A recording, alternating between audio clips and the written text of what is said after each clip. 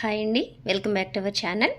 ఈరోజు మన వీడియోలో చాలా సింపుల్గా ఎంతో టేస్టీగా ఇంటికి ఎవరైనా గెస్ట్లు వచ్చినప్పుడు కానీ లేదంటే లంచ్ బాక్స్లోకి కానీ అప్పటికప్పుడు చాలా ఈజీగా చేసుకునే రెసిపీని ప్రిపేర్ చేసి చూపిస్తున్నాను.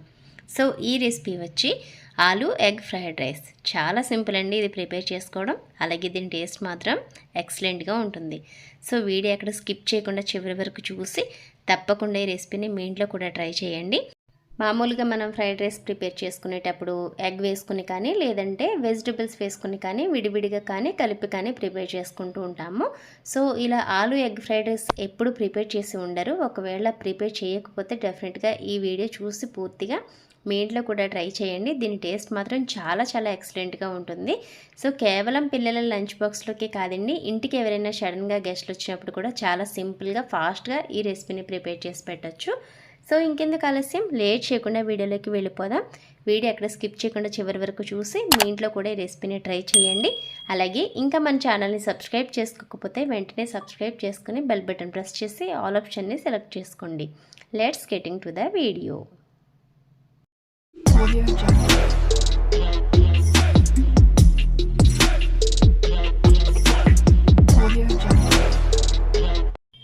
ముందుగా 2 బంగాళదుంపల్ని మీడియం సైజ్ ముక్కలుగా కట్ చేసేసుకుని ఇలాగా స్టవ్ పైన ప్యాన్ పెట్టుకుని 2 టేబుల్ స్పూన్ల ఆయిల్ వేసుకుని ఆయిల్ బాగా హీట్ అయిన తర్వాత ఇలా ఆలు పీసెస్ని వేసుకుని వేయించుకోవాలి.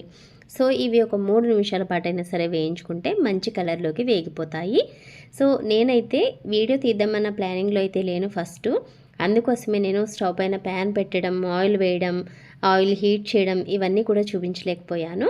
సో ఇలాగా వేయించేటప్పుడైతే ఐడియా వచ్చింది, వీడియో తీస్తే బాగుంటుంది కదా, ప్రతి ఒక్కరికి కూడా చాలా సింపుల్గా చేసుకునే రెసిపీ లాగా ఉంటుంది, ఇది అందరూ చేసుకోవచ్చు అన్న ప్లానింగ్తో అయితే నేను తర్వాత వీడియో స్టార్ట్ చేయడం జరిగింది. సో ఇవి ఒక 2 నిమిషాలు వేగిన తర్వాత చిటికెడు సాల్ట్ వేసుకున్నాను. అలాగే చిటికెడు పసుపు కూడా వేసుకుని మొత్తం మీద మరొక నిమిషం పాటు వేయించుకుని ఇలా 3 నిమిషాల పాటు వేయించుకున్న తర్వాత ఈ కలర్లోకి అయితే వేగిపోయాయి. ఇప్పుడు వీటన్నింటినీ కూడా ఇలా ఒక బౌల్లోకి అయితే తీసేసుకుని పక్కన పెట్టేసుకుంటున్నాను. సో ఇలా 2 టేబుల్ స్పూన్ల ఆయిల్ వేసుకుని వేయించుకున్నాను. ఆల్రెడీ ప్యాన్లో ఇంకా ఆయిల్ మిగిలింది కదా. సో ఇదే ఆయిల్లో ఒక 2 ఎగ్స్ని బ్రేక్ చేసుకుని ఒక బౌల్లో వేసుకుని దీన్ని మొత్తం కూడా ఇలా బీట్ చేసేసుకుని వేసుకోవాలి. సో ఇలా వేసుకున్న తర్వాత ఇది మరీ బాగా వేగిపోయిన తర్వాత కాకుండా ఇలా వేసిన వెంటనే కలిపేస్తే మీడియం సైజ్ పీసెస్ లాగా రెడీ అయిపోతాయి. సో వీటిని చక్కగా వేయించేసుకోవాలి. ఇవి పచ్చివాసన వచ్చేలాగా కాకుండా చక్కగా మంచి కలర్లోకి వచ్చే వరకు వేయించేసుకుంటే చాలా కమ్మగా మనం ఫ్రైడ్ రైస్లో వేసుకున్నప్పుడు చాలా బాగుంటుంది. మీరు కావాలి అనుకుంటే ఈ స్టేజ్లో లైట్గా సాల్ట్ని కూడా యాడ్ చేసుకోవచ్చు. నేనైతే ఇంకా యాడ్ చేయలేదు. సో దీని మొత్తాన్ని కూడా ఇలా చిన్న చిన్న పీసెస్ లాగా వేయించేసుకుంటున్నాను. చాలా సింపుల్ అండి రెసిపీ ప్రిపేర్ చేసుకోవడం. అలాగే దీని టేస్ట్ కూడా చాలా చాలా బాగుంటుంది. చాలా తొందరగా ఈ రెసిపీని ప్రిపేర్ చేసుకోవచ్చు. ఇంట్లో ఆల్రెడీ రైస్ ఎప్పుడూ ఉంటుంది కాబట్టి మనం అప్పటికప్పుడు ఈజీగా చేసుకోవడానికి బాగుంటుంది. సో ఇలాగా వేయించిన తర్వాత దీన్ని ఇలా ప్యాన్తో పాటుగా పక్కన పెట్టేసుకుని మనం ఎంతైతే ఫ్రైడ్ రైస్ చేయాలనుకుంటున్నామో దానికి తగ్గట్టుగా రైస్ని ఇలాగా ఒక ప్లేట్లోకి తీసుకున్నాను. ఇలా ముందుగానే ఒక ప్లేట్లోకి తీసుకుంటే రైస్ పూర్తిగా చల్లారిపోతుంది. రైస్ చల్లారిన తర్వాత ఫ్రైడ్ రైస్ చేసుకోవడం అనేది చాలా మంచిది, చక్కగా పర్ఫెక్ట్గా వస్తుంది. సో రైస్ చల్లారేలోపు స్టవ్ పైన మరొక ప్యాన్ని పెట్టేసుకుని ప్యాన్ హీట్ చేసుకుంటున్నాను. ఇలా ఫ్రైడ్ రైస్ రెసిపీస్ అవి చేసుకునేటప్పుడు ప్యాన్ కాస్తంత వెడల్పుగా ఉండేలాగా చూసుకోండి.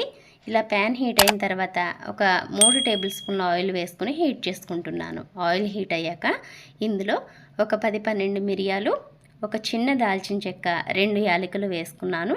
ఇవి కాస్తంత చిటపట్లాడే వరకు వేయించుకోవాలి.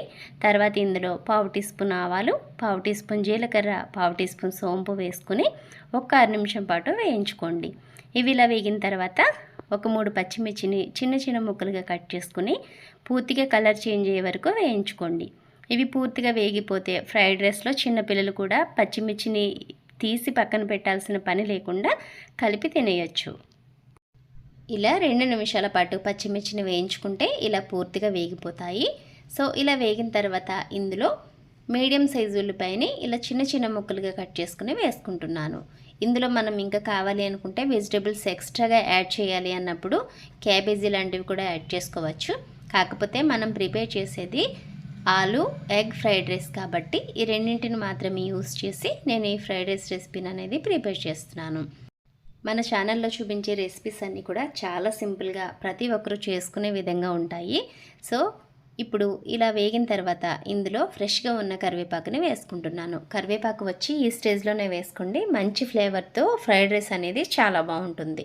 సో కరివేపాకు వేసుకుని 1 నిమిషం పాటు వేగిన తర్వాత ఇందులోనే ముందుగా ఒక ప్లేట్లోకి తీసుకుని పెట్టుకున్న రైస్ మొత్తాన్ని వేసుకుంటున్నాను. సో రైస్ మొత్తాన్ని వేసుకుని స్టవ్ని హై టు మీడియంలోకి అడ్జస్ట్ చేసుకుంటూ దీని మొత్తాన్ని కూడా మిక్స్ చేసుకోవాలి. సో రైస్ కలుపుకునేటప్పుడు రైస్ ముద్దలాగా అయిపోకుండా మధ్యలో నుంచి కాకుండా చివరి నుంచి రైస్ని ఇలా సెంటర్లోకి లాగుతూ ఇలా కలుపుకోవడం వల్ల రైస్ పొడి పొడిలాడుతూ ముద్దలాగా అయిపోకుండా చాలా చక్కగా వస్తుంది. మనం ఎప్పుడైనా సరే ఫ్రైడ్ రైస్ ప్రిపేర్ చేసేటప్పుడు రైస్ అనేది పూర్తిగా చల్లారిన తర్వాత వేసుకోవాలి. ఇలా రైస్ని ఒక 6 నిమిషం పాటు వేయించుకుని ఇందులో ఒక 1/2 టీ స్పూన్ వరకు ధనియా పౌడర్ని వేసుకుంటున్నాను. అలాగే ఒక 1/4 టీ స్పూన్ వరకు పెప్పర్ పౌడర్ని యాడ్ చేసుకుంటున్నాను. ఒకవేళ మీ దగ్గర కొత్తిమీర ఉంటే ఈ స్టేజ్లో కాస్తంత కొత్తిమీర కూడా వేసుకోవచ్చు మంచి ఫ్లేవర్ కోసం, లేదంటే ధనియా పౌడర్ని వేసుకోండి సరిపోతుంది. సో ఇలా కొద్దిగా పెప్పర్ పౌడర్ ధనియా పౌడర్ యాడ్ చేసుకున్న తర్వాత రుచికి సరిపడా సాల్ట్ని కూడా యాడ్ చేసేసుకుని దీన్ని మొత్తాన్ని కూడా మిక్స్ చేసుకోండి. ఇప్పుడు దీనిని ఇలా కలుపుకునేటప్పుడు స్టవ్ని హై ఫ్లేమ్లో పెట్టి కలుపుకుంటూ ఉన్నారంటే మంచి స్మోకీ ఫ్లేవర్తో ఫ్రైడ్ రైస్ అనేది పొడి పొడిలాడుతూ చాలా చక్కగా వస్తుంది. సో దీని మొత్తాన్ని కూడా ఇలా 1 నిమిషం పాటు కలుపుకుంటూ ఉండాలి. సో రైస్ పూర్తిగా వేగిపోయిన తర్వాత మాత్రమే ఇందులో మనం ముందుగా వేయించి పెట్టుకున్న ఆలు అలాగే ఎగ్ని మిక్స్ చేసుకుంటే సరిపోతుంది. సో నేనైతే 1 నిమిషం పాటు రైస్ మొత్తాన్ని మిక్స్ చేసుకుంటూ వేయించుకున్నాను. ఇప్పుడు ఇందులో మనం ముందుగా వేయించి పెట్టుకున్న ఆలు పీసెస్ని వేసుకున్నాను, అలాగే ముందుగా వేయించి పెట్టుకున్న ఎగ్ పీసెస్ని కూడా వేసుకుంటున్నాను.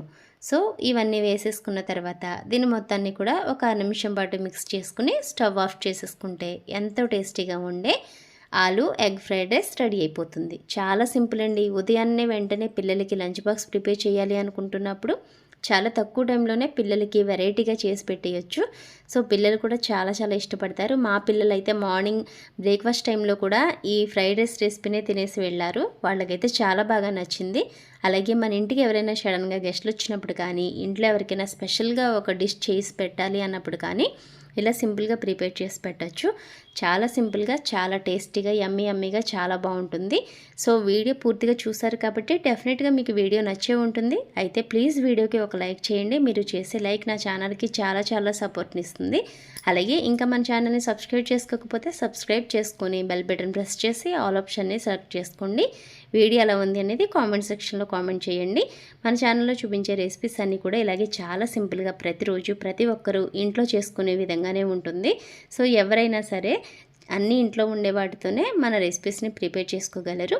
సో ఇంకెందుకు ఆలస్యం, వెంటనే ఈ రెసిపీని కూడా మీ ఇంట్లో ట్రై చేసేయండి. ఎలా కుదిరిందో కామెంట్ సెక్షన్లో కామెంట్ చేయండి. రేపు కూడా మరో సింపుల్ అండ్ సూపర్ టేస్టీ రెసిపీతో మీ ముందు ఉంటాను. అంతవరకు థ్యాంక్స్ ఫర్ వాచింగ్.